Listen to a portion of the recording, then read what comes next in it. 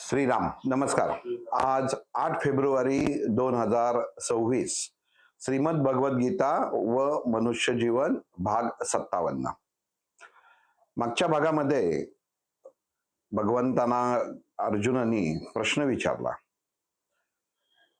की तू आमच्या सानिध्यामध्ये एवढी वर्ष होतास, पण तुझी कुठलीच जाणीव आम्हाला होऊन दिली नाहीस.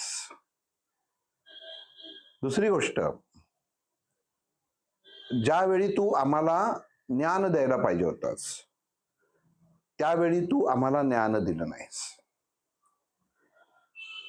कदाचित जेव्हा आपण बरोबर होतो तेव्हा ह्या सर्व गोष्टी ज्या तू आज सांगतोयस त्या सांगितल्या असत्यास तर आज हा युद्धाचा प्रसंग आला नसता. पण तू तुझं स्वरूपही दाखवलं नाहीस, रूपही दाखवलं नाहीस. तू असं करायला नको होतंस असं अर्जुनाचं श्रीकृष्णाला म्हणणं होतं. आपण इथं मागच्या वेळी बहुतेक थांबलो होतो की प्रत्येकाच्या मनामध्ये असलेल्या विचार हे जर तुला कळत असतील तर तुला ह्या सगळ्या मनुष्य प्राण्यांचे ज्या अवस्था आहेत किंवा ज्या अवस्था होतात ते बघण्यात मजा येते का? किंवा तू ही सृष्टीच का निर्माण केली? स्वतःच्या स्वार्थासाठी, स्वतःचं मन आनंदी राहावं किंवा तुझा वेळ जावा, आपण असं म्हणू आत्ताच्या भाषेमध्ये. तू ही सृष्टी निर्माण केलीस. मग ह्या सृष्टी निर्माण करण्यापाठीमाग तुझं कारण काय होतं?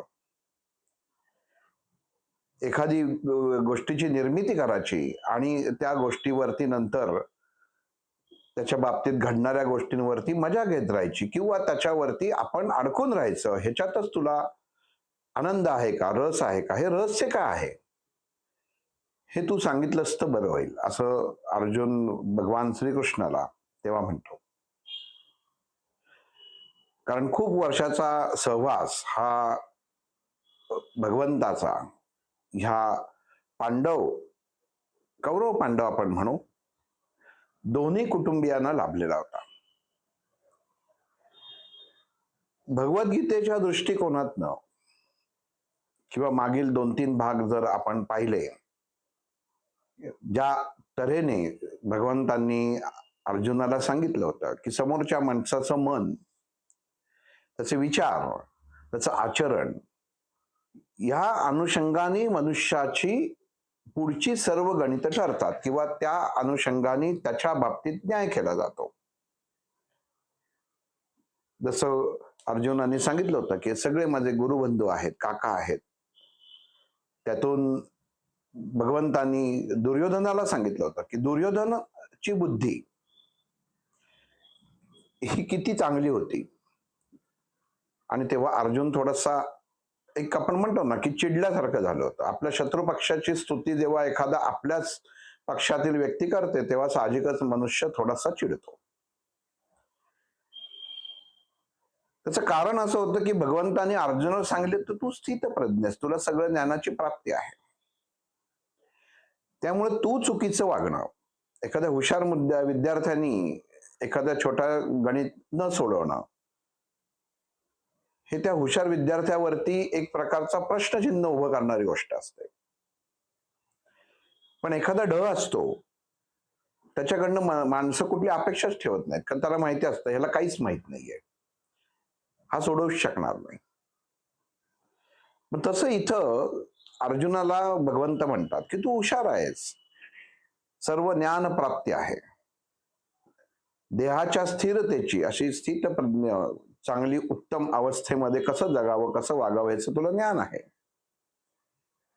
पण तरी तुझ्या हातनं एवढा युद्धाचा मोठा अनुभव असताना स्थापना करताना जी कृती आवश्यक आहे ती तुझ्या हातनं होत नाहीये. तू स्वतः योद्धा असून पण ह्या गोष्टी होत नाहीयेत. क्षत्रिय आहेस, शास्त्र धर्म विसरतोयस. पण मला दुर्योधनाच्या बाबतीत हे बोलता येत नाही, कारण तो दुसऱ्याच्या डोक्यानेच चालणार आहे. आणि जी व्यक्ती दुसऱ्याच्या डोक्याने चालते, जिला स्वतःचं मत नसतं, तिला महत्व दिलं जात नाही. तिला माहित नसतं की आपण काय करतो आहे. कारण त्या विचारधारेच्या अनुषंगाने ती जीवन जगतच नसते. भरकटलेल्या पतंगाप्रमाणे ते असते. ज्याप्रमाणे तो पतंग उडवला जातो, ज्या प्रकारे त्या दोराला ताण दिला जातो, त्या अनुषंगाने त्याप्रमाणे तो पतंग उडत असतो आकाशामध्ये. मग तसं दुर्योधनाचं होतं. म्हणून श्रीकृष्णाने अर्जुनासमोर हे सांगताना सांगितलं की तो अडाणी आहे, तर त्याच्याकडनं अपेक्षा ही अडाणी व्यवहाराचीच होऊ शकते, पण तू हुशार आहेस. तुझ्या मनामध्ये उत्पन्न झालेले विचार हे त्याच्याही मनामध्ये उत्पन्न खरं तर व्हायला पाहिजे होते, पण ते झाले नाहीत. त्यांनी तुम्हाला कायम शत्रुत्व किंवा शत्रू म्हणूनच समजलं. कारण त्याचा बुद्धिमत्ता ही त्या अनुषंगानेच तयार केली गेली होती किंवा त्या अनुषंगानेच त्याच्या सभोवतालचं वातावरण होतं.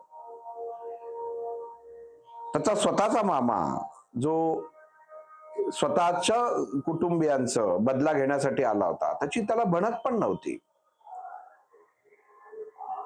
मग इथं एक दुर्योधन हा वाईट असून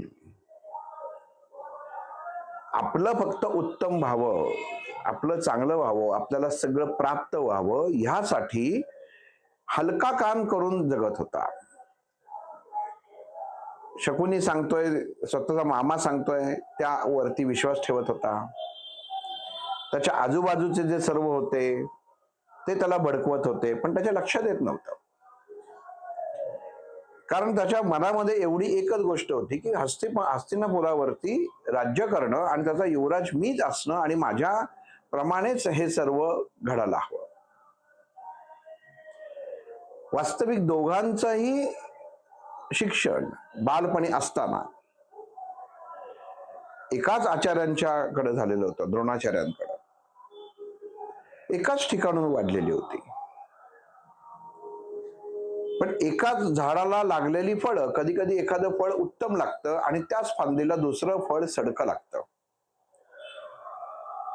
मग त्या झाडाचा कुठल्याही प्रकारे दोष नसतो, कारण त्या फळाला मिळणारी जी रसद असते, जे पाणी असतं किंवा जे काही खत असतं, ते तिथपर्यंत पोचत तरी नाही किंवा त्याच्यामध्ये स्वतःमध्ये ती ताकद नसते की आपण उत्तम प्रकारे वाढावं, म्हणून ते त्या अनुषंगाने बनतं, जसं इथं दुर्योधनाचं झालं होतं. वैचारिकता भगवद्गीता ऐकताना भगवंतांनी सांगितलेलं आहे की अर्जुन, जीवनामध्ये वाईट गोष्ट आहे म्हणून तुम्हाला चांगल्या कळतात, अंधार आहे म्हणून सूर्याचं महत्व आहे, दुःख आहे म्हणून सुख कळतंय. कारण जीवन हे आपण कधीही कशाशी तरी प्रमाण मोजायला जातो. एखादी गोष्ट खाताना आपल्याला आवडत असते, ती आपण जीवनभर खातो. मग एक दिवस असं कळतं की आपल्या रक्तामध्ये साखर वाढते आणि मग तीच आवडणारी गोष्ट आपल्याला नकोशी वाटायला लागते. कारण डॉक्टर सांगत असतात एवढ्या वर्ष खात होतात तेव्हा दुर्लक्ष केलं, प्रमाणापेक्षा जास्त खाल्लं, आता शरीरामध्ये साखर वाढलेली आहे, त्यामुळे आता पूर्ण बंद करा. आणि मग नंतर समोर असून, खायची इच्छा असून सुद्धा मनुष्य खाऊ शकत नाही. म्हणजे जिथं सुख होतं ते सुख एकदम प्राप्त करायला गेल्यावर दुःखात रूपांतर झालं. मग कृष्ण अर्जुनाला तेच सांगतोय, मनुष्याचा वैचारिकताच अशी असते, त्याला नशिबामध्ये किंवा जीवनामध्ये दुःख नको हवं असतं, त्याला फक्त तो सुखाची अपेक्षा करून जगत असतो. आणि जो मनुष्य फक्त सुखाची अपेक्षा करून जगतो त्याच्या पदरी दुःख आल्याशिवाय राहत नाही. कारण जड काय हा प्रकार त्याला कळतच नाही. बाह्य अंगाने मनुष्य जग बघायला जातो. मागच्या भागात सांगितलं की देहामधला अर्जुन म्हणजे हृदय हा त्या आत्म्यामध्ये बसलेला परमात्मा याच्याशी जोडला गेला पाहिजे, तो स्पर्श झाला पाहिजे.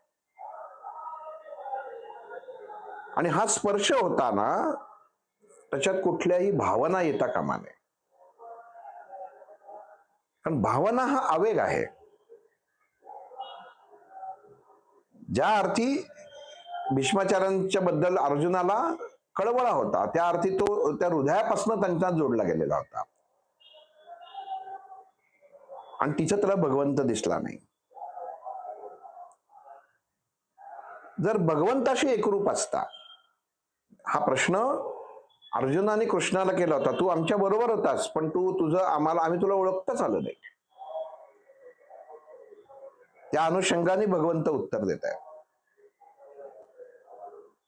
तुझ्यात गुण काय आहे, तू गुरुतुल्य आहेस हे आत्ता कळतंय, पण तेव्हा जर सांगितलं असतं तेव्हा कळलं असतं. पण सांगणार कसं? कुठली व्यक्ती म्हणते मी हुशार आहे? त्याच्या गुणांवरनं कळतं. मग तसं इथं भगवंत अर्जुनाला सांगतो, तू जोडला कोणाशी गेला होतास? त्यांच्याशी. मग आपण साधारण जीवनामध्ये भौतिक गोष्टींशी इतके जोडले जातो की आपल्या देहामधला असलेला अंतरात्म्यातला परमात्मा आपण पाहू शकत नाही किंवा आपल्याला तो दिसत नाही. मूर्ती समोर असते, पण त्या मूर्तीतला भाव सगळ्यांनाच कळतो असं नाहीये. दर्शन सगळे घेतात. दर्श न दर्श म्हणजे जे दिसतंय ते न कुठल्याही बाजूनी बघा नच आहे, न संपणार आहे. पण त्यातला किती जण त्याच्याशी एकरूप होतात? रामाच्या अयोध्येत मंदिरामध्ये रामाची मूर्ती बघितल्यावरती किती जणांच्या डोळ्यामध्ये पाणी उभं राहतं? का राहतं? बरेच जण म्हणतात तिथं गेलं आम्ही, प्रभू रामचंद्रांची मूर्ती बघितली आणि डोळ्यातनं घळाघळा अश्रू व्हायला लागले.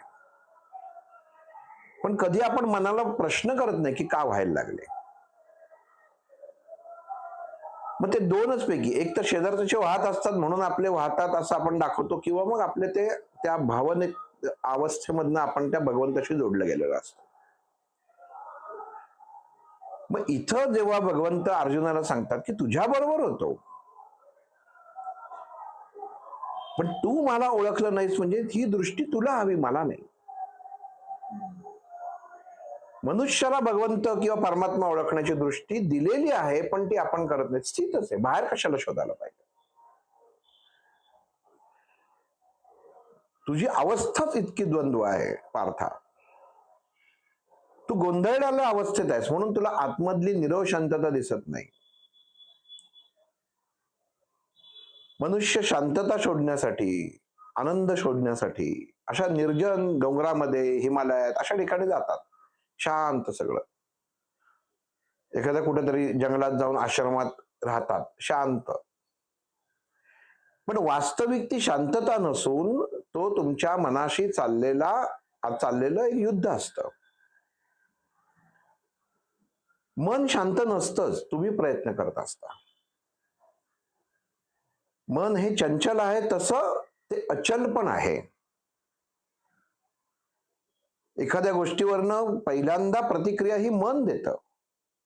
अस्वस्थ हे मन होतं, शरीर अस्वस्थ होत नाही, भोग फक्त शरीर भोगतं. आत्मनं अस्वस्थता निर्माण झाली की ते देह हा तुमचा त्याची प्रतिक्रिया देतं. मन शांत हवं. अंतरात्म्यात कोणीच डोकावून बघत नाही. आज आपण बघतो की बाहेर किती ध्यान केंद्र आहेत, कित्येक ठिकाणी बुकिंग करून 15-15 दिवसाचं ध्यानाचं क्लासेस किंवा काय जे घेतलं जातं, त्या 15 दिवसात लक्ष केंद्रित कसं होईल? लक्ष केंद्रित तर क्षणातच होतं, कारण तुम्ही तुमच्या आतमध्ये डोकावून कधीच बघत नाही, बाह्य अवस्थेत डोकावून बघता. तू जर आतमध्ये डोकावून स्वतःच्या बघितलं असतंस तर तुला मी दिसलो असतो. एखादी गोष्ट माणसाकडे असते आणि ती जेव्हा त्याच्याकडे असते, त्याच्या मालकीची असते, ते सुरुवातीचे त्याला 2-4 दिवस असं वाटतं की चला ही माझ्याकडे नवीन गोष्ट आहे, छान आहे. एखादी गाडी घेतली करोडो रुपयांची, की पहिले 1-2, 2-4 दिवस त्याला असं वाटतं की वाह! किती सुंदर, माझ्याकडेच गाडी आहे. मग तो सगळं रुबाब असतो. पण आठवडा झाला की त्याची त्यातनं गोडी निघून जाते, कमी होते आणि मग त्याच्याकडे तो दुर्लक्ष करायला लागतो, की ठीक आहे, गाडी आहे. मग त्याच्यापेक्षा अजून चांगल्या गाडीची जेव्हा जाहिरात येते किंवा त्या मॉडेलची जाहिरात येते, तेव्हा त्याचं ह्या गाडीतलं मन तर पूर्णच उडतं. आपण ती घेऊ, ही विकून टाकू. भौतिकता झाली. मन स्थिर नाही. मग भगवंत अर्जुन सांगतात की स्थिरता ही आतमध्ये आहे, मनुष्य ती बाहेर शोधतोय. ध्यान आतमध्ये लक्षात ध्यान या शब्दाचा अर्थ काय? ध्यान दीजिए म्हणजे लक्ष द्या. ध्यान या शब्दाचा अर्थ लक्ष आहे. मग लक्ष काय आहे? आपण म्हणतो ना की माझं लक्ष आहे, म्हणजे तू पाहतोयस ते लक्ष आहे का माझं लक्ष म्हणजे मला काय कुठं पोहोचायचंय ते लक्ष आहे? मग इथं आपलं लक्ष आपल्याला कळलं पाहिजे. आपण काही वेळा आपला मराठी शब्द वापरतो ना, एखादं मनुष्य म्हणतो की तुला काही माहितीये का? म्हटलं मला काय माहित नाही. होच्या जागी य वापरतो. मला काय माहित नाही. आता या शब्दाचा अर्थ तुम्ही काय घ्याल? मला काय माहित नाही म्हणजे मला काहीच माहित नाही, किंवा मला काय माहित नाही म्हणजे मला सगळं माहिती आहे. ही द्वंद्व अवस्था आहे. मग भगवंत अर्जुनाला सांगतात एवढ्या अवस्था तुझ्या समोर मी निर्माण केल्या, एवढ्या वेळ आपण बाहेर जाताना आपल्या गप्पा टप्पा झाल्या, पण तू मला फक्त बाह्यांगानेच बघत राहिलास, म्हणजे अंतरंगामध्ये कधी तू डोकावूनच बघितलं नाहीस. मग अर्जुन म्हणतो अरे तू असं कसं म्हणतोयस? तू जेव्हा यायचास तेव्हा मी तुझ्या बरोबरच असायचो, आपण दोघं असायचो, आपण दोघं फिरायला जायचो. हेच म्हणतोय मी. भगवान श्रीकृष्ण अर्जुनाला म्हणतात मी हेच म्हणतोय, तू माझ्या बरोबर कधी असायचास तेव्हाच तुला मी दिसायचो ते बाह्य अंगाने, पण मी तुझ्या बरोबर क्षणोक्षणी आहे तो तुझ्या अंतरात्म्यात तो तू कधी पाहिलाच नाहीस. म्हणजे भगवंत अर्जुनाला हे सांगत होते मी तुझ्या आतमध्ये तो बाहेर नाहीच आहे, तू बाहेरच्याला शोधतोयस. मग जो बाहेरचा असतो तो तुम्हाला तेवढाच दिसतो की जेवढं ते तुम्ही बघू शकता. एखाद्या लांबनं जर ताजमहाल बघितला तर लांबनं उत्तम वाटतो किंवा छान दिसतो, पण जेव्हा त्याच्या आतमध्ये जाता किंवा एखादी वास्तू असेल की बाहेरनं खूप सुंदर दिसते, पण जेव्हा तुम्ही त्याच्या आतमध्ये शिरता तेव्हा ती कदाचित अतिसुंदर असते किंवा अति वाईट असते. पण जेव्हा तुम्ही बाह्य अंगातनं बघता तेव्हा तुम्हाला आनंद होतो किंवा वाईट वाटतं की नाही नाही हे काहीतरी काही खास दिसत नाहीये, खिंडार दिसतंय. त्या अजंठा वेरूळ किंवा अजून कुठे त्या लेण्या आहेत तिथं बाहेरनं असं काहीच कळत नाही, कुठे रखरखाटात आलो, एवढ्या उन्हामध्ये हिंडायचं. पण जेव्हा आतमध्ये जातो तेव्हा समाधान लाभतं. भगवंत अर्जुनाला सांगतोय मनुष्य देहाला आतमध्ये शिरता आलं पाहिजे, म्हणजे अंतरात्म्यात प्रवेश होता आला पाहिजे, म्हणजे स्वतःची समाधी लागणं गरजेचं आहे. सम अधीनता, समाधी म्हणजे काय? सम अधीनता, विचारांशी समता असणं गरजेचं आहे. बाह्य अवस्था बघतो म्हणून मन अचल होतं किंवा अशांत होतं, पण मन स्थिर जर केलं नाही तर तुला तो स्पर्शही जाणवणार नाही, आणि जिथं स्थिर आहे, स्थिरता आहे, शांतता आहे, तिथं मी निश्चित आहे. अर्जुन पण हुशार होता. तो म्हणला हो का, मग युद्धाच्याही ठिकाणी तूच आहेस, ज्ञान तू देतोयस. पण आज युद्धजन्य परिस्थिती उत्पन्न झाली ही तुझ्यामुळेच झाली. परत दोष देऊन तो मोकळा झाला. तुला मजा वाटते. या प्रत्येकाच्या अंतर्मनात तू स्थित आहेस. पण आज तूच आमच्यामध्ये लढाई करून लढाईची जी अवस्था उत्पन्न केलेली आहेस. आणि तुझी तर फक्त बघ्याचीच भूमिका आहे. तू बघणार आहेस. श्रीकृष्ण म्हणतो मी फक्त बघणार नाहीये, सारथ्य करणार आहे. शब्द कसे असतात, जेव्हा लिहिले जातात की नाही तेव्हा ते कळणं गरजेचं असतं. शब्द नुसते नसतात. जीवनामध्ये जेव्हा आपले असे क्लॅशेस होतात किंवा अशी युद्धजन्य परिस्थिती प्रत्येक घरामध्ये किंवा आयुष्यात उत्पन्न होते, आणि जेव्हा जो योग्य असतो त्याचं सारथ्य भगवंत करत असतात. जसं इथे अर्जुनाचं करत होते. आणि सारथ्याला माहिती असतं रस्ता काय आहे. तसं आपल्या जीवनामध्ये आपल्या अंतरात्म्यात स्थित असलेल्या त्या भगवंताची ज्यावेळी तुम्हाला ओळख होईल, ज्यावेळी तुम्हाला पटेल मी करत नाहीये, हा मी बोलत नाहीये, हा तो बोलतोय, हे जेव्हा पटेल तेव्हा या देहाचं सारथ्य तो करतो. त्याचा मार्ग हा तोच शोधतो.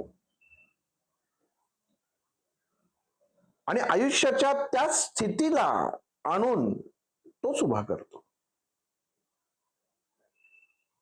भगवंतांनी अर्जुनाचा रथ कुठं आणून उभा केला होता? मधोभागी. एका बाजूला नव्हता. भगवद्गीतेची सुरुवातच आहे की भगवंतांनी अर्जुनाचा रथ दोन्ही सैन्याच्या मधोभागी येऊन उभा केला. अवस्था, जीवनाच्या अवस्था आपण फक्त भगवद्गीता वाचताना विचार करतो. पण दोन अशा गोष्टी जर मांडल्या तर धरून चालू. एक हे कौरव आहेत, हे पांडव आहेत. तर रथ इथं उभा करायला पाहिजे होता पांडवांपाशी, त्यांनी मधोभागी आणून उभा केला. तसं जीवनाचं असतं की भगवंत आपल्या जीवनाचा रथ मधोभागी आणून उभा करतो. निवड, तुला इकडे जायचंय का इकडे जायचंय, तू ठरव. मी मधोभागी आणून उभा केलेला आहे. भगवद्गीतेत सुरुवात काय सांगते? अर्जुन सांगतो कृष्णाला, केशवा रथ दोन्ही सैन्यांच्या मधोभागी जाऊन उभा कर. म्हणजे काय करतो आपण आपल्या जीवनामध्ये, आपण सांगतो त्या अवस्थेला की मला त्याच्या दोन्हीच्या मध्ये उभा कर, सुख दुःखाच्या मध्ये मला उभा कर, मी निवडतो. सुख निवडू का दुःख निवडू? नीट विचार करा. भगवद्गीतेमध्ये अर्जुन सर्वसामान्य व्यक्तिमत्व, जे जीवनाची लढाई, धर्माची लढाई करायला निघालेला आहे, असं व्यक्तिमत्व ते जाऊन सांगतं कोणाला? जो सारथी आहे, ज्याची वास्तविक ओळख झालेली आहे, त्या भगवंत आहे, ज्यांनी विश्वरूप दर्शन या विश्वस्वरूप दाखवलं होतं दरबारामध्ये, म्हणजे युद्धाच्या आधी चुणूक होतीच, अशाला जाऊन सांगतोय की तू मधोमध उभा कर. अहम, इथे अर्जुनाचा त्याच्यामध्ये अहम म्हटलाय. अर्जुन असं म्हटलं का कृष्णाला, तू सारथी आहेस, आपल्याला जिथे युद्ध लढायचं तिथे जाऊन तू उभं कर, जागा तू निवड. नाही. मग आपल्या देहामध्ये हीच अवस्था होत असते. भगवंत आपल्याला आपल्याच अंतरात्म्यातनं आवाज कायम देत असतो, तू करतोयस ते चुकतंय बरं का, तू करतोयस ते बरोबर आहे बरं का. पण आपण आपलं मत तिथे प्रदर्शित करतो आणि त्याला आपल्या या दोन्ही अवस्थांच्या मध्ये येऊन उभा करतो. मी सांगतोय ना, इथं उभं हो. आणि मग ते माणसाला प्रश्न निर्माण व्हायला सुरुवात होते. जेव्हा मध्य अवस्था येते तेव्हा नातं दिसतं. जर असं धरून चाला की भगवंतानी अर्जुनाचा रथ हा पांडवांच्या बाजूला, पांडवांच्या बरोबर आणून उभा केला असता, म्हणजे धर्माच्या ठिकाणी आणून उभा केला असता. हे ऐकताना फक्त भगवद्गीता नाही, हे आपलं आपलं जीवन त्याच्या बाजूला उभं करा. एका बाजूला आपण पण त्या परमात्म्याच्या रथात बसलेलो आहोत. मग अर्जुनाने कृष्णाला सांगितलं असतं, ठीक आहे आता चल युद्धभूमीवर, तर कृष्णाने बरोबर जागी रथ आणून उभा केला असता. कारण तो सारथी होता, त्याला माहिती होतं कुठं काय न्यायचं. पण ह्यानी सांगितलं इथं कर, आणि त्यांनी ते मानलं. ठीक आहे. पण जर तो पांडवांच्या बाजूला उभा केला असता तर फक्त समोरचे आप्त न दिसता त्याला पूर्ण ते कौरव सेना दिसली असती. याला म्हणतात दृष्टिकोन, दृष्टी. एखाद्या वाईट गोष्टीच्या जवळ मनुष्य जेव्हा जातो तेव्हा तो दृष्टीहीन होतो. त्याला कळत नाही मी काय करतोय. मग आपल्या नित्य याच्यामध्ये आपण जेव्हा एखाद्या वाईट गोष्टींच्या, वाईट संगतीच्या जवळ जातो तेव्हा माणसाला कळत नाही की मी कुठं वाहत जातोय. पण जेव्हा तो लांब असतो त्याला उत्तम माणसं समजवणारे असतं. धर्माची बाजू म्हणजे काय, तर उत्तम अवस्था. मग तिथं जेव्हा मनुष्य असतो तेव्हा त्याला वाईट अवस्था सर्व दृष्टिकोनातनं सम दिसते. आणि मग ती अवस्था आपल्याला स्वीकारायला लागते. पण इथं त्यांनी स्वतःचं मत प्रदर्शित केलं. मग ह्या द्वंद्व संभाषणामध्ये कृष्ण अर्जुन सांगते, तूच मला सांगितलं होतंस, तू उभं कर, माझं काय, मी तर, तू मला जेव्हा एकदा आज्ञा दिलीस, सारथ्य माझ्याकडे आहे. आपण गाडीमध्ये प्रवास करताना जर ड्रायव्हरला सांगितलं की आपल्याला अमुक अमुक जायचंय, एका ठिकाणी सोलापूरला जायचंय, तर आपण मागं बसतो. पण त्या ड्रायव्हरला सांगितलं नाही इकडनं घे, तिकडनं घे, असं येऊन कर, तो ड्रायव्हर तुमचा ऐकतो. का? तुम्ही त्या क्षणी, जरी गाडी ड्रायव्हरची असली तरी मालक तुम्ही असता क्षणभराचे. मग इथं तेच आहे. हा आपला देह, हा तीच गाडी आहे भाड्याची, आणि आपण त्या देहामध्ये बसून आपल्याच अंतरात्म्यामध्ये आपला जो देह उत्तम चालवणारा असतो त्याला आपणच सांगत असतो, तू असं चालव, तू तसं चालव, तू तसं चालव. म्हणून विचारधारा बदलते, म्हणून विचारशक्ती बदलते. मग इथं भगवंत तेच सांगतात, तूच सांगितलं मला इथं आण, मी आणलं. मला सांगितलं असतंस तर मी तुला बरोबर योग्य ठिकाणी उभं केलं असतं.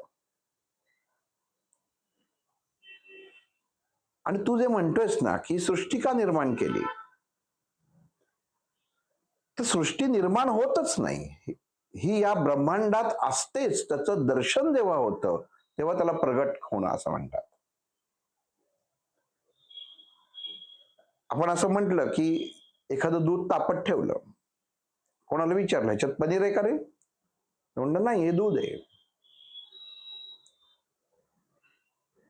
म्हणतो बर, काही कारणाने ते दूध नसतं आणि त्याचं पनीर होतं, आपल्यालाही माहित नसतं. मी तापत तर दूध ठेवलं होतं, मग ते दूध जुनं असो, शिळं असो, किंवा अजून काही त्याच्यात कशाचा हात लागला असो, ते नसतं आणि त्याचं पनीर होतं. मग आपण म्हणतो अरे अख्खं दूध वाया गेलं. दूध नाही वाया गेलं, नवीन निर्मिती झाली. भगवंत अर्जुन सांगते वाया काहीच जात नाही, निर्मिती ही आपोआप होते. जी अदृश्य अवस्थेत आहे ती दृश्य अवस्थेमध्ये येते, आणि त्याचं तुला जेव्हा जाणीव होते तेव्हा तू म्हणतोस ती आहे. म्हणजे ब्रह्मांडच एकमेकात गुंतलेलं आहे. पण प्रगट होण्यासाठी एक अवस्था ही बदलायलाच लागते.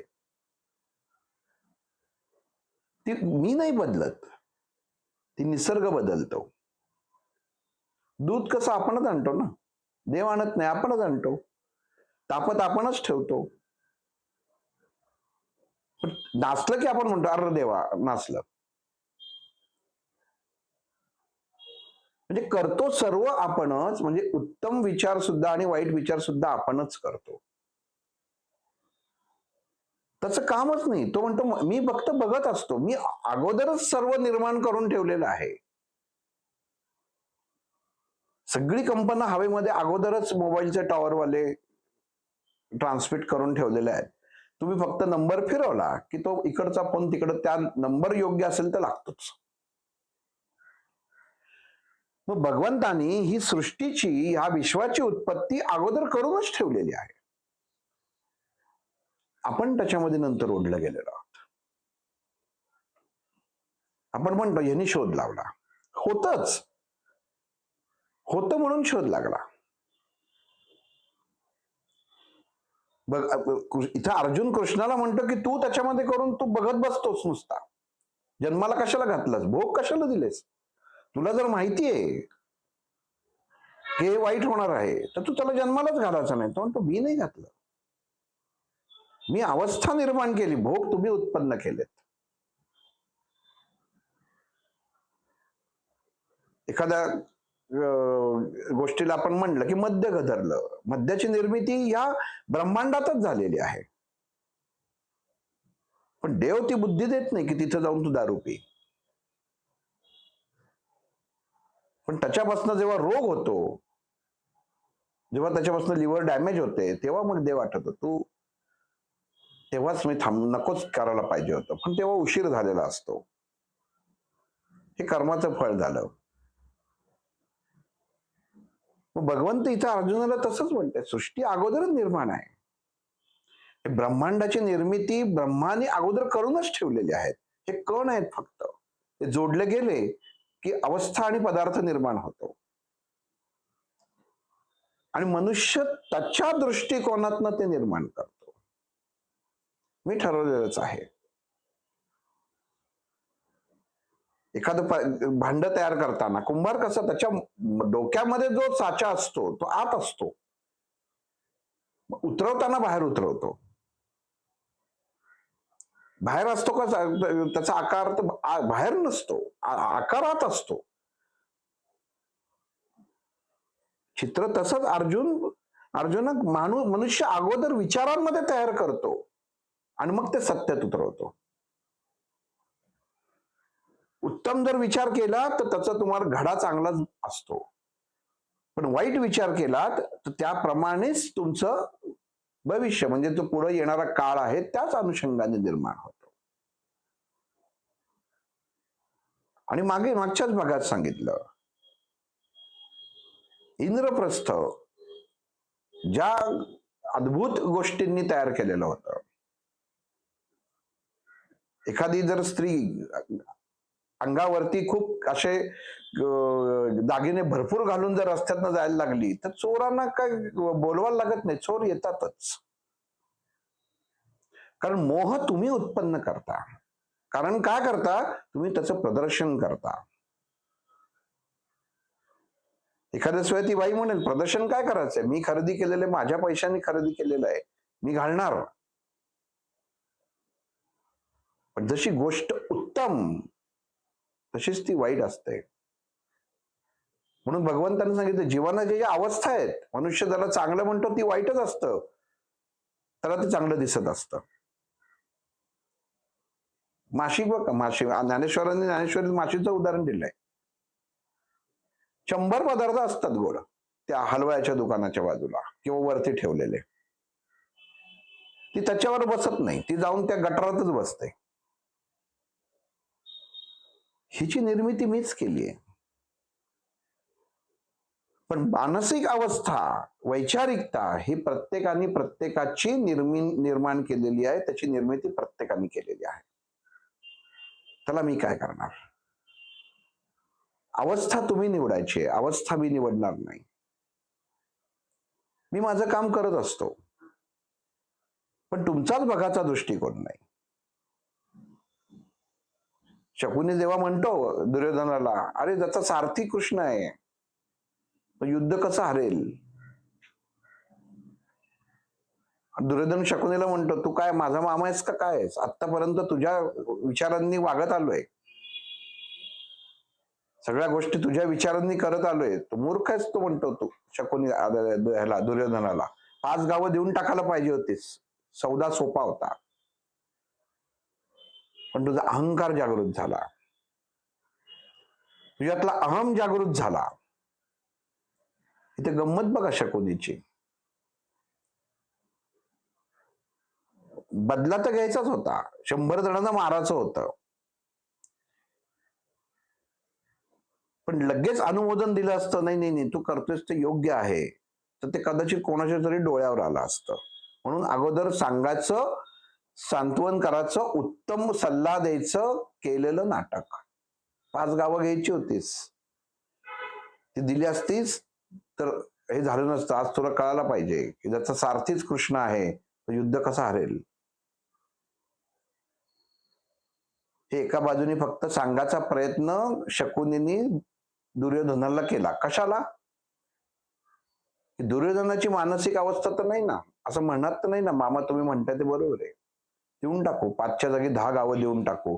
कारण असं म्हणलं असता तर शकुनीचा प्लॅन फसला असता. म्हणजे आपण जगत असताना आपल्या सभोवताची माणसं असं सांगत असतात, तू करतोयस ते किती बरोबर आहे, किंवा तू असं वागायला नाही पाहिजेस, पण त्याच्या पाठीमागे त्या माणसांचा उद्देश काय असतो हे आपल्याला कळणं गरजेचं असतं. हे आत्ताच्या जीवनामध्ये घडणं चालू आहे. आणि इथं कृष्ण अर्जुनाला सांगतोय, हे असं असं आहे, हे मी नाही घेतलं, मी निर्मिती केली आहे. पण अवस्था हा प्रत्येक जण प्रत्येकाच्या बुद्धिमत्तेनुसार जगतोय. त्याला प्रत्येकाला प्रत्येकाचं कसं पूर्णत्व व्हावं इच्छेचं, याला चिंता लागलेली असते. जसं शकुनीला लागली होती, मी ह्याला आपला बोलून बघतो, 5 गावं दिली असती तर, पण त्याच्यावरती तो चिडला, नाही मी सांगितलं नाही का, सुई एवढी पण देणार नाही, कन्फर्म युद्ध, कन्फर्म. म्हणजे निश्चिंत झाला शकुनी, माझा बदला घ्यायला मला नक्कीच आता संधी येणार. ही प्रकारची माणसं आज आपल्या नात्यात असतात. मग भगवंत अर्जुन सांगतो, ही दृष्टी खूप पाहिजे माणसाला. माझ्या सभोवताली काय हे जर मनुष्याला कळत नसेल तर तो संभ्रम असलेल्या अवस्थेत आहे. आणि संभ्रम अवस्थेत मनुष्य तेव्हाच जातो जेव्हा त्याला परमात्म्याची ओळख होत नाही, मन शांत नसतं. तुम्ही अति विचारी असता, अति बडबड करणारे असता, अति अस्वस्थता असता, तर तिथं तुम्हाला काहीही प्राप्त होत नाही. मग तुम्हाला बाह्य शांती लागते. मनुष्याला पडल्या पडल्या झोप येणं इच्छित आहे, गरजेचं आहे, त्याला ती लागत नाही, मग त्याला झोपेची गोळी घ्यायला लागते, दारू प्यायला लागते. का? कारण मन शांतच नाही. क्षणापुरतं मनाला मारणं हे त्याच्या पुढं एकमेव साधन असतं, जे आत्ता चालू आहे. मग आपण हे म्हणतात की तुम्ही स्ट्रेस फार घेता, विचार अति करता, मग झोपताना देवाचं नाव घ्या, मग अमुक करा, तमुक करा, ही मुद्रा करा, ते मुद्रा करा. म्हणजे काय? तर त्या भगवंताला ओळखा, आतमध्ये बसलेला ओळखा. बाहेरचा माणूस कशाला सांगायला पाहिजे हे? जो जन्मताच तुमच्या बरोबर आहे त्याच्याशी संवाद साधतच नाही आपण. कृष्ण म्हणतो अर्जुनाला, तू कधी माझ्याशी संवाद साधलास? मी चुकलो, चल, मी तुला समजून घेतलं नाही, पण तू कुठं मला काय असंच कधी जाणवून दिलंस? तुझी कृतीच तशी घडली नाही. कारण का? तर मनुष्याला अति आत्मविश्वास हा घातकी असतो. आपल्याला वाटतं की हा माझा मोठा, हा नेता माझा बॅकिंग आहे, हा इथला दादा माझा बॅकिंग आहे, आणि मनुष्य वाटेल ते उपद्व्याप करत असतो, आणि मग एक दिवशी तो भरतो, मग तेव्हा कळतं की आपलं सगळं गेलं. मग तो ज्या माणसांसमोर दादागिरी करून चालू असतो त्याच्या समोर लगेच नतमस्तक होऊन चालायला लागतो. का? पाठिंबा गेला.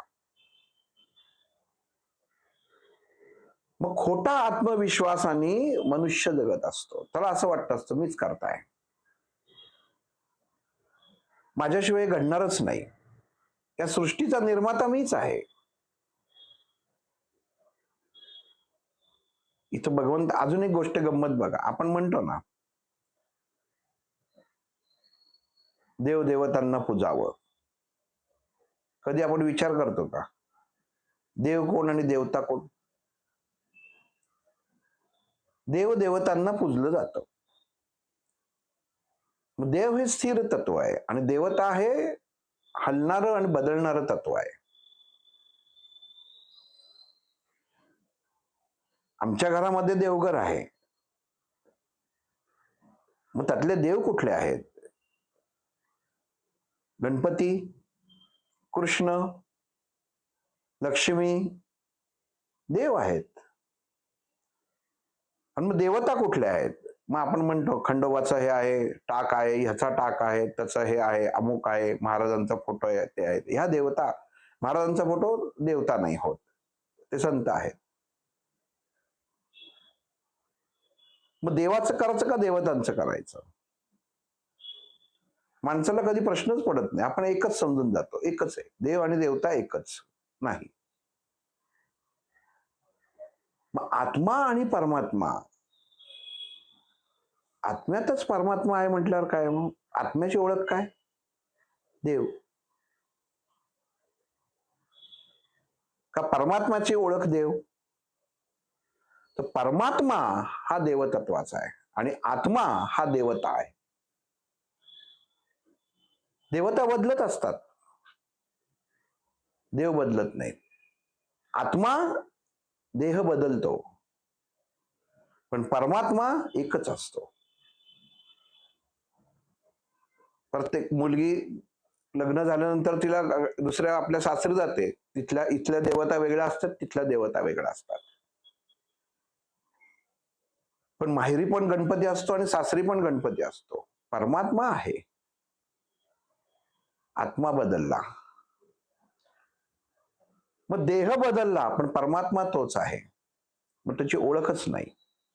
आपण कधीच बघत नाही आपल्या घरामध्ये. स्थिर तत्व कुठलं आहे आणि अस्थिर तत्व कुठलं आहे? आपण स्थिरतेच्या मागे नाही, आपण अस्थिरतेच्या मागे जातो.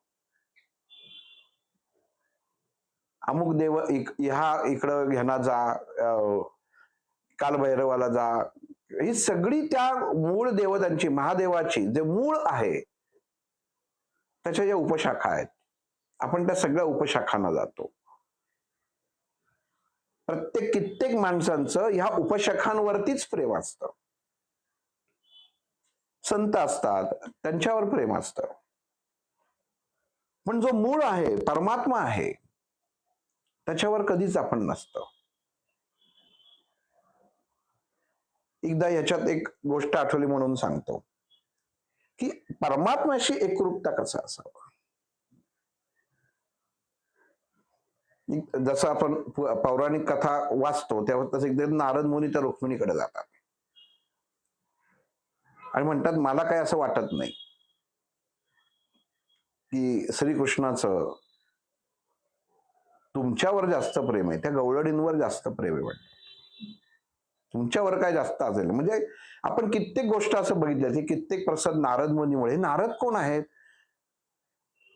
तिथं जरी पौराणिक कथामध्ये नारद असले तरी आजच्या काळामध्ये जे म्हणतात ना भांडणं लावतात, काड्या घालणारी माणसं म्हणजे नारद. आपण कळीचा नारद म्हणतो ना की तू म्हणजे ते नारद नारद आहेस, इकडचं तिकडं तिकडचं इकडं.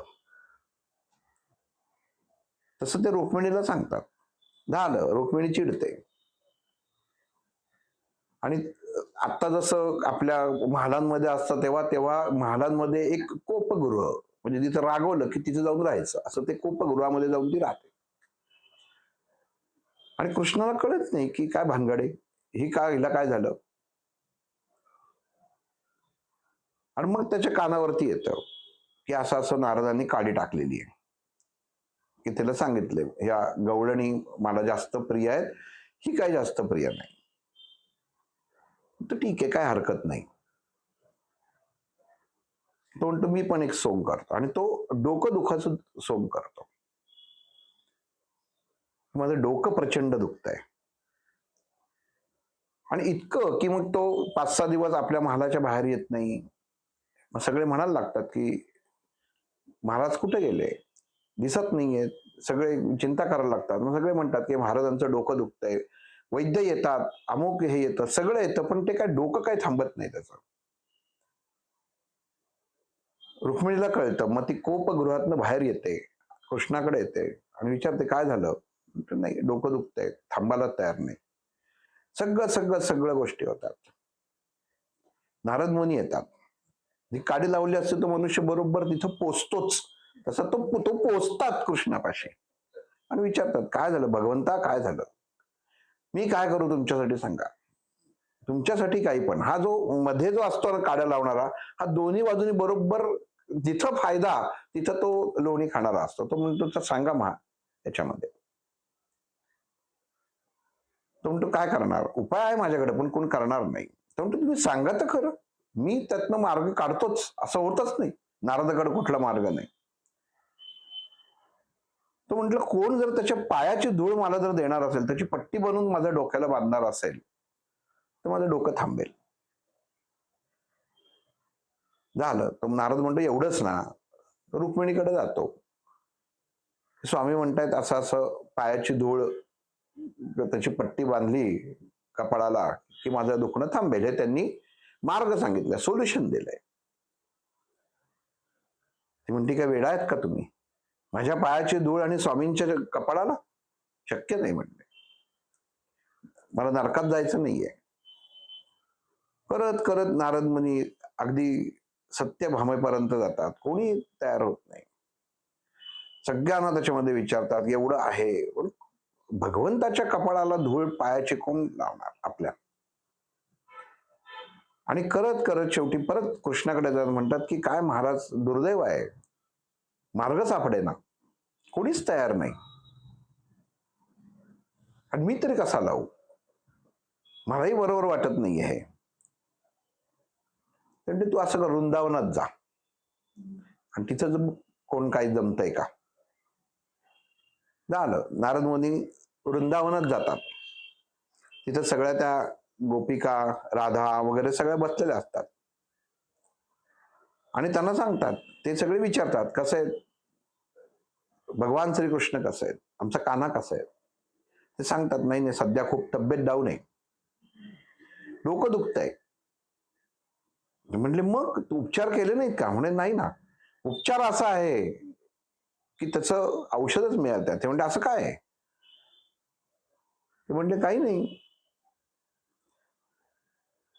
सांगितलेलं आहे की ज्याच्या पायाची धूळ त्याची पट्टी मला बांधली जाईल, मग माझं थांबेल. पण कोण तयार करणार? लगेच एक गवळण एक स्वतःचा तिथं वस्त्र अंतरते आणि सगळ्या गवळणी त्याच्यावरती एक एक एक एक करून नाच करायला लागतात आणि सगळ्यांच्या पायाची धूळ त्या पट्टीवरती येते. त्याची पट्टी तयार केली जाते. ती पट्टी घेऊन नारद मुनी परत येतात, कृष्णाला बांधतात आणि डोकं थांबतं.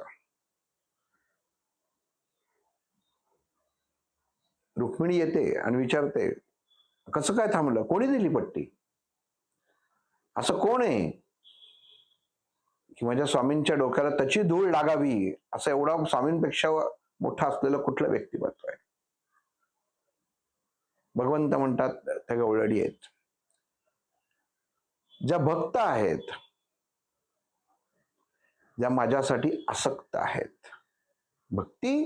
भक्त अधिक आसक्ती, भक्ती. तू तुझा विचार केलास, मी नरकात जाईल. कोणी माझ्या वेदनेचा विचार केला नाही. प्रत्येक जणांनी तो विचार केला की ह्याच्यापासून मला काहीतरी होईल म्हणून कोणी केलं नाही. पण यांनी न विचार करता ही पट्टी करून पाठवली. का? तर माझ्या भक्त आहेत. मी कुठं जाईन ह्याचा मला विचार नाही, पण ज्याच्यावरती माझं प्रेम आहे, ज्याच्यावरती श्रद्धा आहे, तो आधी बरा होणं गरजेचं आहे. म्हणून त्यांनी पाठवले, म्हणून तुला कळलं का ते माझ्या जवळ काय आहेत.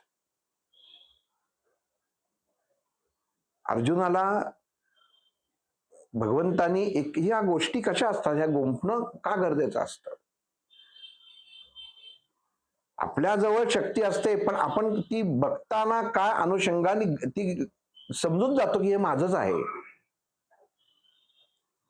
पण त्याची आपण कुठंही आपल्याकडनं प्रतिक्रिया देत नाही किंवा आपलं वागण्यातनं तसं दर्शवत नाही की मी तुझ्यासाठी पूर्ण मोकळा आहे किंवा तुला सरेंडर आहे.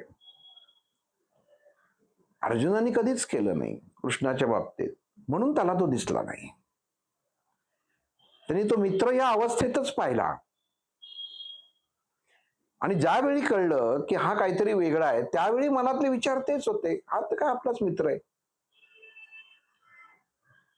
म्हणजे माझी चूक, एक तर चूक नाहीच, म्हणजे अगोदरच निवड झालेली होती की कृष्णाला निवडणं, पण हे नक्कीच झालं ना की जो माझ्या बरोबर आहे त्याची ताकद खूपच मोठी आहे, म्हणून हा निश्चिंत झाला. पण त्याच्यामध्ये भगवंताची आणि त्याची ओढच नव्हती, ती आत्ता आली. ज्ञान दिल्यानंतर आली, ज्ञान दिल्यानंतर माझ्या जवळच होतं पण कळतच नव्हतं. 90% मनुष्यांना कळत नाही, भगवंत आपल्यातच आहे, आपण बाहेरच शोधत असतो. मग भगवंत सांगतात अंतरात्म्यात जर असेल, जो अंतरात्म्यातल्या भगवंताला प्राप्त करून घेतो, तो जीवनातली कुठलीही लढाई सहजतेने जिंकतो. त्याच्या मनामध्ये प्रश्न उत्पन्न होत नाहीत, त्याच्यामध्ये कुठल्याही गोष्टी गंमत सांगतो, आणि तिथं तो सांगतो जी गोष्ट प्राप्त आहे ना पार्था, तीच पर्याप्त आहे हे मनुष्य विचारतो. जे प्राप्ती अवस्था आहे याच्यामध्ये मनुष्य कायम म्हणतो की नाही हे माझ्याकडे कमीच आहे, अजून पाहिजे. आणि या अवस्थेमध्ये तुझं आणि माझं म्हणजे सर्वसामान्य मनुष्य आणि त्यांच्या देहात मध्ये बसलेला भगवंत ह्याच्यामध्ये अंतर वाढत जातं. एक मध्ये उदाहरण झालं, उत्तम उदाहरण होतं, याला अनुषंगाने म्हणून जस्ट आठवलं म्हणून सांगतो. आपल्या टीव्हीवर कौन बनेगा करोडपती मध्ये एक कोणतरी सायंटिस्ट आले होते, आणि त्या दिवशी त्या आठवड्यातला तो शेवटचा दिवस होता, घडलेली सत्य घटना आहे, आणि तो शेवटचा दिवस होता की त्याच्यानंतर पुढच्या आठवड्यात कंटेस्टंट्स बदलले जाणार होते. आणि त्यांचा नंबर आला, हॉट सेट वरती आले. सायंटिस्ट हुशार अर्थातच, ओळख वगैरे सगळं झालं, प्रश्न चालू झाले. 6,20,000पर्यंत एकही लाईफलाईन वापरली नाही. सगळ्यांनी कडकडीत एकदम कडकडून टाळ्या वाजवल्या, सगळं अमिताभ बच्चननी सगळं अगदी हे सांगितलं, एकही लाईफलाईन नाही वापरली, डॉक्टर साहेब किती हुशार आहेत वगैरे सगळी स्तुती वगैरे झालं. आणि पुढचा प्रश्न जेव्हा चालू करणार, म्हणजे 12,40,000चा प्रश्न, तेव्हा त्यांनी अमिताभ बच्चनला थांबवलं. त्यांनी घड्याळ बघितलं, खेळ संपायला 15 मिनिटं अवकाश होता, आणि अमिताभने त्यांना विचारलं की काय झालं. ते म्हणले मी गेम क्विट करतोय, थांबवतोय, मला ह्याच्यातनं बाहेर पडायचंय. आश्चर्य वाटलं. 6,40,000 तुम्ही जिंकलेला, सगळ्या लाईफलाईन शिल्लक आहेत, सगळ्याची उत्तरं उत्तम येत आहेत, तुम्ही जास्त पैसे कमवू शकता, इथनं जास्त धनराशी घेऊन जाऊ शकता. अमिताभने त्यांना त्याच्या व्यावहारिक दृष्टिकोनातनं त्यांना सगळं सांगितलं. त्यांनी सांगितलं नाही, इथपर्यंत यायचं माझं स्वप्न होतं, आणि 6,40,000 माझ्यासाठी खूप झाले. आत्ता जे मला प्राप्त आहे ह्याच्यात मी खुश आहे, ह्याच्यापेक्षा जास्त मला कमवण्याची इच्छाही नाही आणि मला गरजही वाटत नाही. कदाचित एखाद्याला माझ्यापेक्षा जास्त गरज असेल इथं बसलेल्यांमधल्या, आणि मी जर असा खेळ चालू ठेवला तर त्यांची ही शेवटची संधी आहे, परत त्यांना ही संधी मिळणार नाही, आणि त्यांच्या संधी मी हिरावून घेऊ शकत नाही, कारण जेवढं आहे त्याच्यात मी आनंदी आणि सुखी आहे. आणि त्यांनी सांगितलं ताबडतोब वेळ न घालवता मी इथनं हे स्थान मोकळं करतो. सगळ्यांनी टाळ्यांचा कडकडाट हे केला, त्यांना पैसे जे काय होता तो चेक दिला गेला आणि ते बाजूला झाले. मग परत फास्टर फिंगर घेतलं गेलं आणि ती मुलगी सिलेक्ट झाली. तिच्या घरची खूप गरिबी होती आणि तिला कुठल्या तरी ऑपरेशनसाठी पैशाची गरज होती. ती त्या हॉट सीटवर आली. नंतर तिने पैसेही कमवले आणि तिच्या घरचं जे काही प्रॉब्लेम सॉल्व्ह तिला होतं तेवढे पैसे तिला मिळाले. पण या गोष्टीचा सारांश काय आहे? जर त्यांनी थांबवलं नसतं तर अमिताभ बच्चन ते स्तुती करत राहिले असते. त्या दिवशीचा वेळ संपला असता. ते रोल ऑन कंटेस्टंट झालेच असते. पण जे अपेक्षेने आले होते, ज्यांना खरंच गरज होते, त्यांना घरी जायला लागलं असतं. त्यांना परत ही संधी मिळाली नसती. हेच सायंटिस्ट डॉक्टर APJ कलाम यांच्या बरोबर प्रोजेक्टमध्ये होते. मला तर नाव आठवत नाहीये.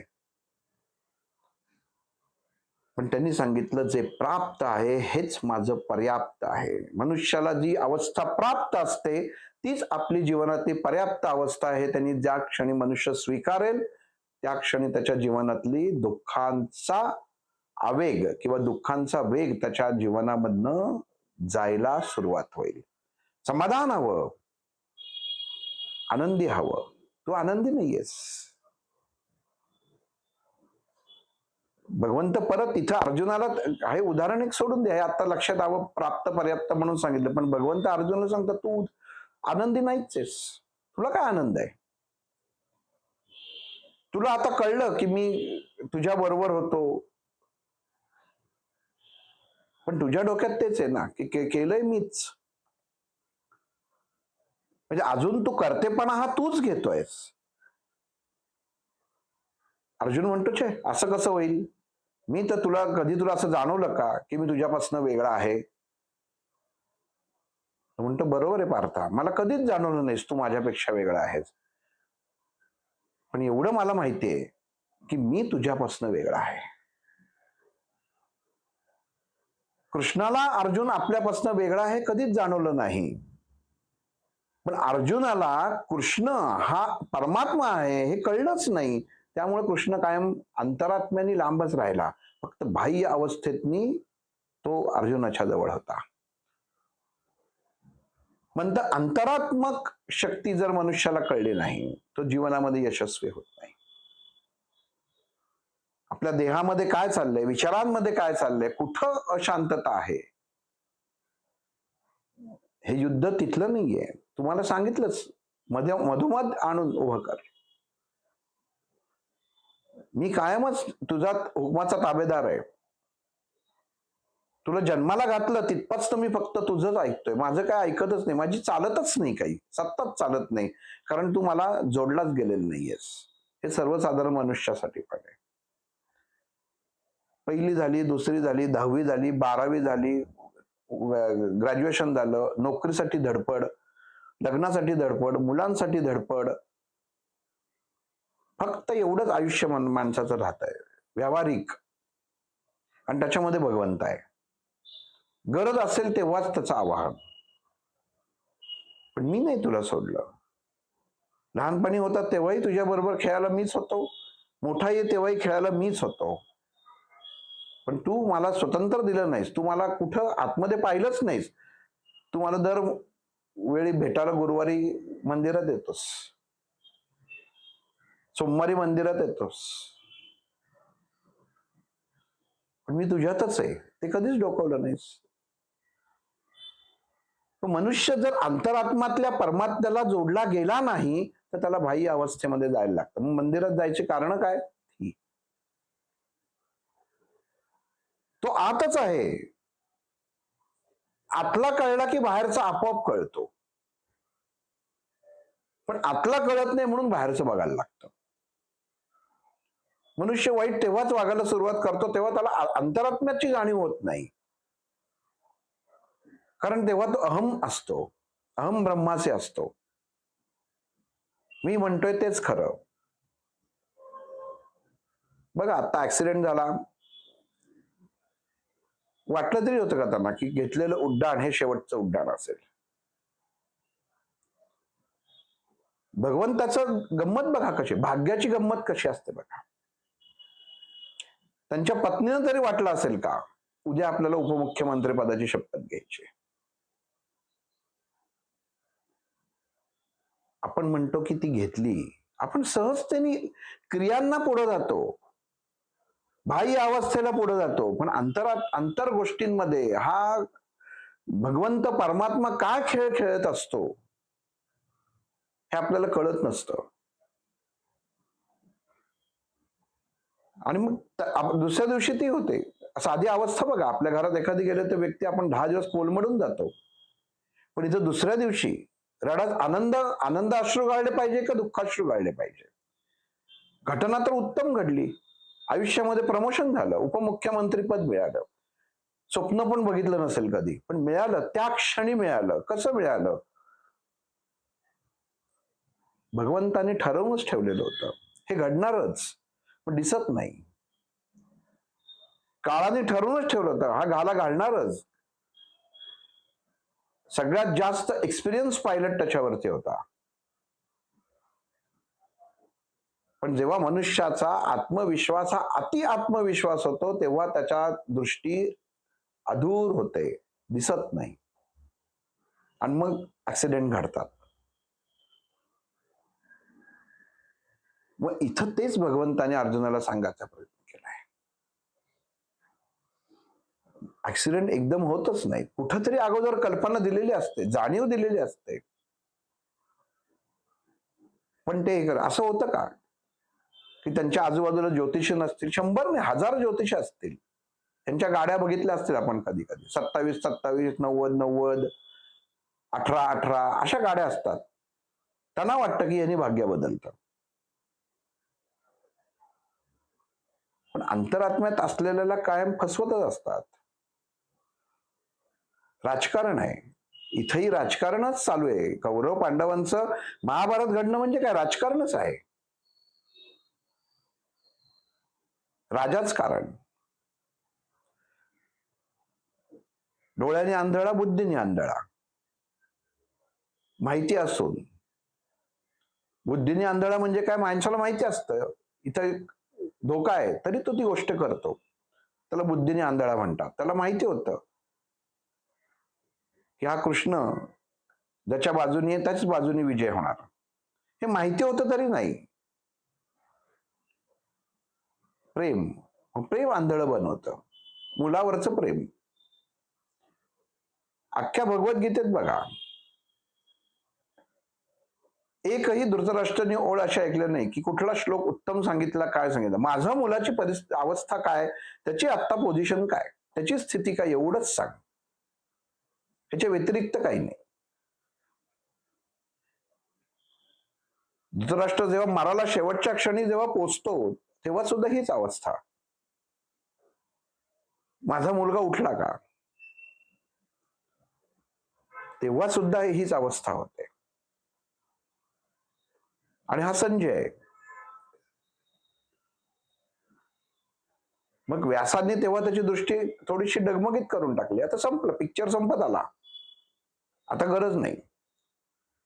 ट्रान्समिशन जसे ढग आल्यानंतर आपण येतो ना की आपल्या टीव्हीवर लिहून येतं, मशीन उत्तम, अँटेना उत्तम, सगळं उत्तम, मध्ये ढग आले, कंपन येतच नाही अँटेना पर्यंत, मग लिहून येतं की बॅड वेदर, लॉस सिग्नल.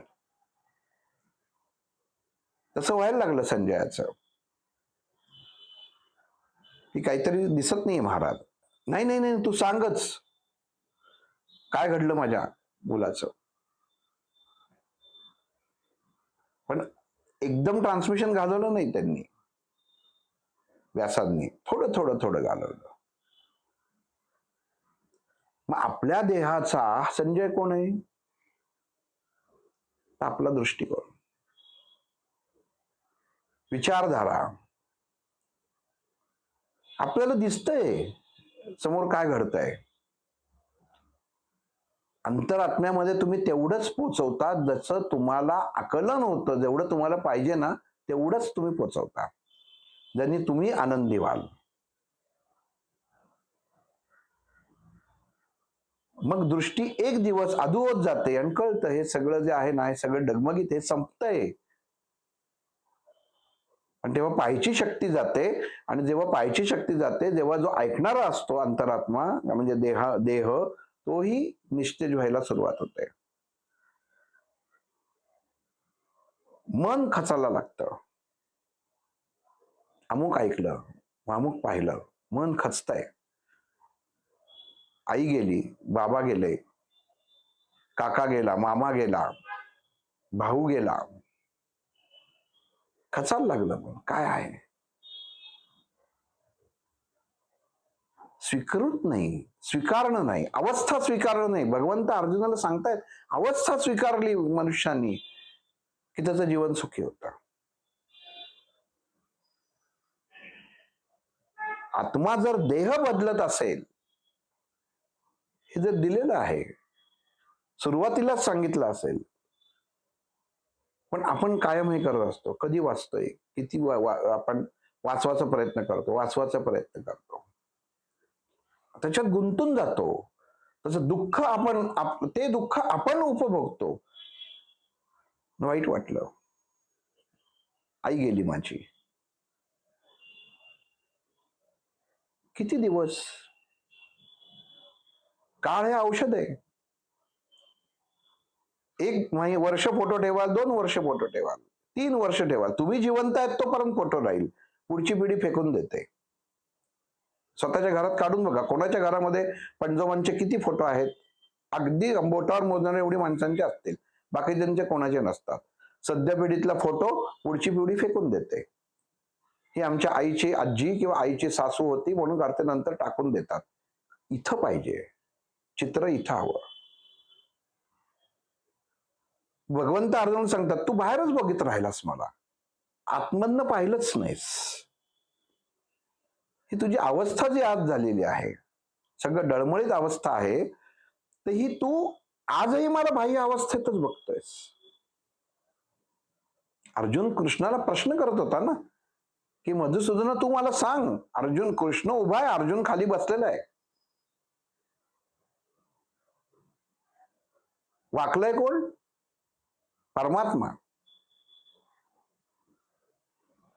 आणि जो खचलेला आहे तो वर तोंड करून ऐकतोय. मग वाकाची भूमिका जर भगवंत घेऊ शकत असेल, सांगाची भूमिका करत असेल, हात जोडायची भूमिका करत, मांडी करून बसलाय का कधी? मुद्रा बघितली? अर्जुन कसा बसलाय रथामध्ये? भूमिका काय आहे? उठायची भूमिका आहे,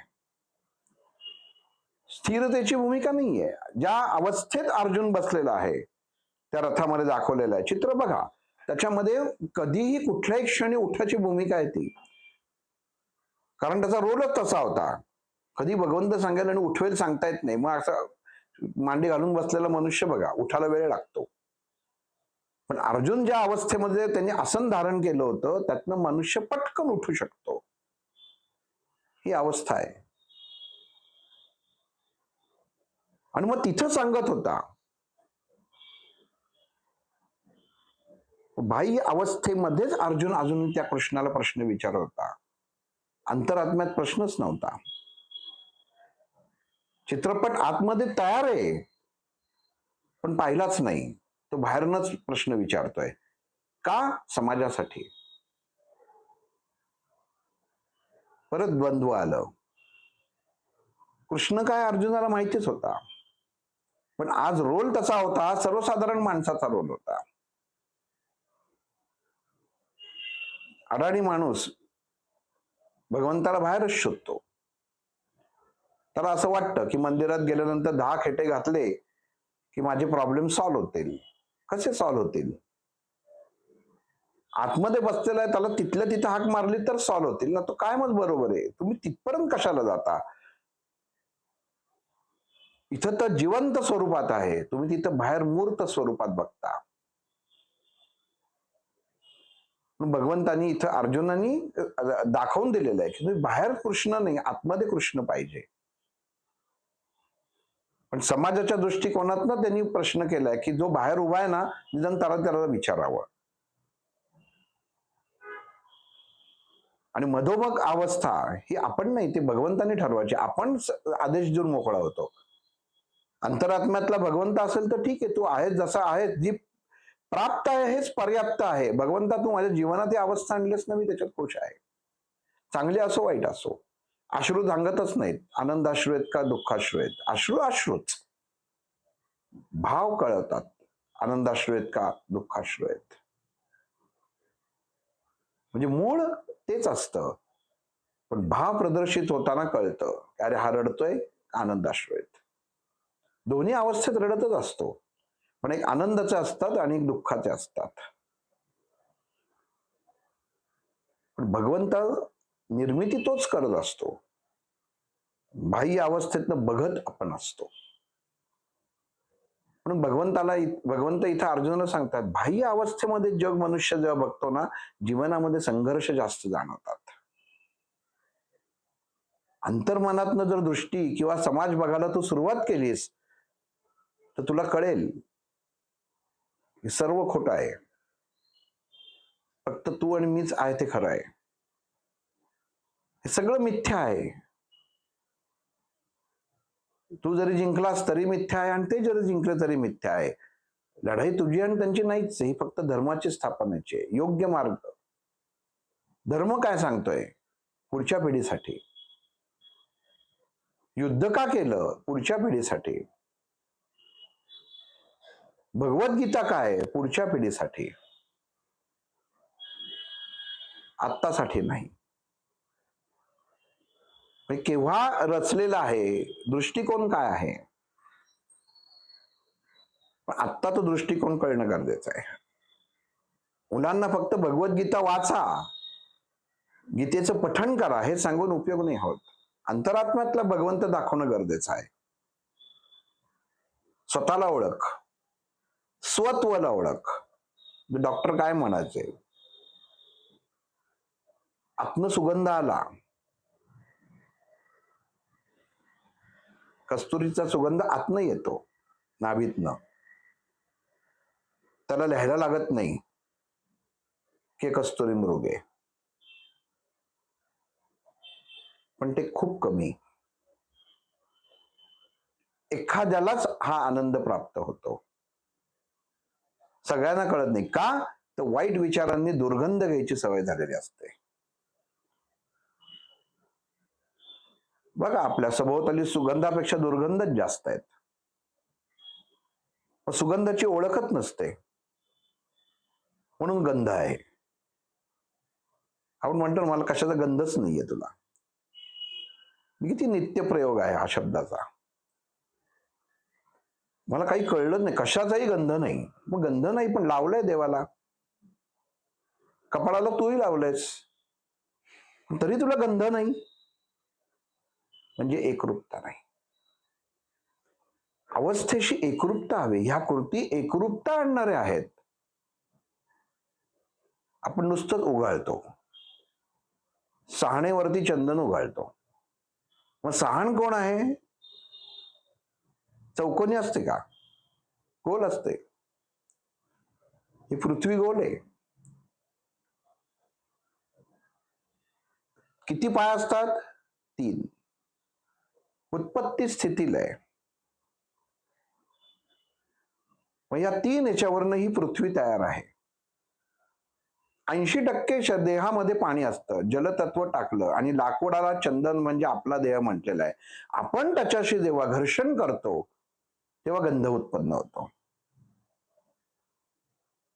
आपलाच देह जिजवाचा असतो. चंदन होऊन राहायचं का काय करायचं ते आपण ठरवायचं. आपण खोड आहोत.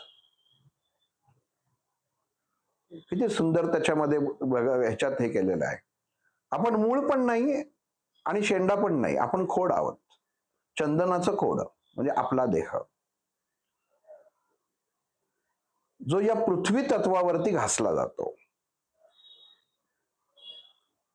जेव्हा घासला जातो तेव्हा सुगंध उत्पन्न होतो, तसं गंध होतं. मग ते आपण त्या अग्नी तत्वानी गोळा करतो, मग त्या भगवंताला लावतो.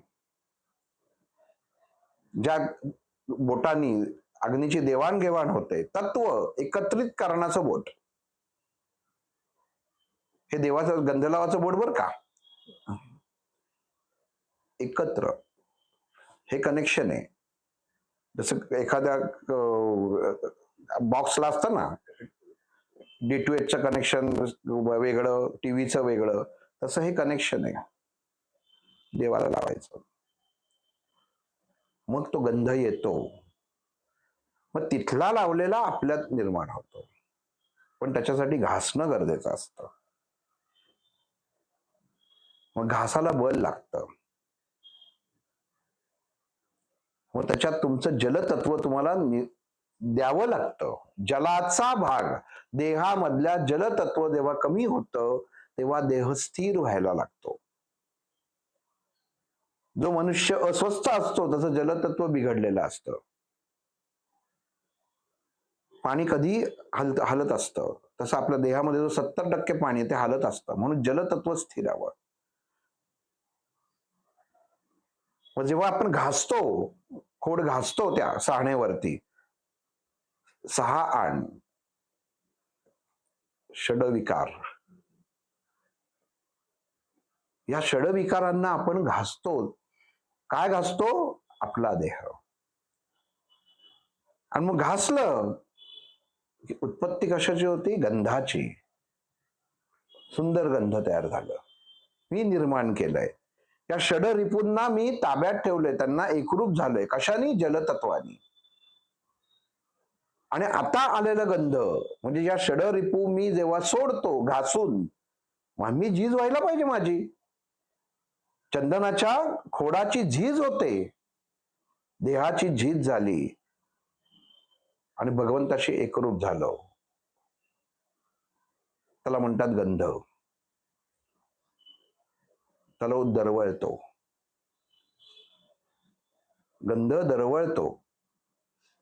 वास नाही म्हणत त्याला. गंधाचा वास कसा येतोय बघा नाही म्हणत, गंध दरवळतो.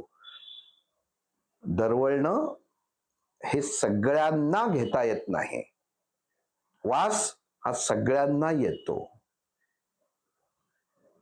भगवंत अर्जुनाला सांगतायत, नुसतं बरोबर असून उपयोग नाही. कशा बरोबर तू झिजला आहेस, तो गंधच तुला नाहीये. तो जर गंध तुला असता, हा प्रश्न तुझ्या मनामध्ये उत्पन्नच झाला नसता. शेवटी तो अर्जुन आहे, सर्वसामान्य लोकांसाठी प्रश्न विचारणार आहे. कृष्णाला प्रश्न विचारतो की मधुसूदना, एकरूपता होणं, भगवंताचं एकरूपता होणं, हे कसं ओळखायचं?